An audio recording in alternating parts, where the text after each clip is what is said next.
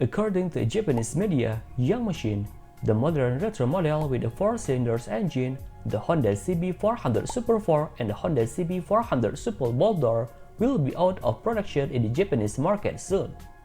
Both models are said to no longer be able to comply with the latest Euro 5 emission standards. But first, let me play our intro.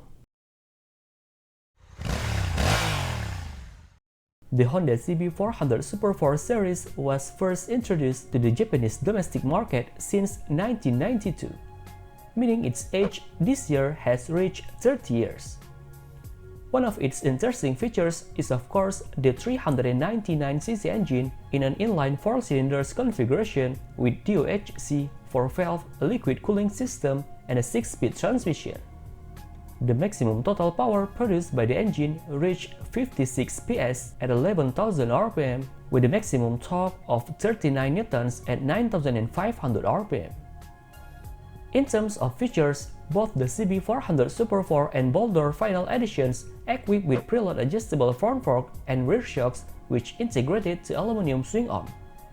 Meanwhile, braking systems are handled by 4 piston calipers up front and a single piston caliper at the rear, complete with dual-channel ABS.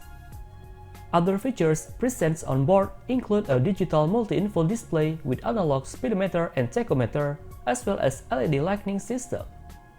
To mark the end of the production of this model later, it is said that the final edition version will be officially introduced soon.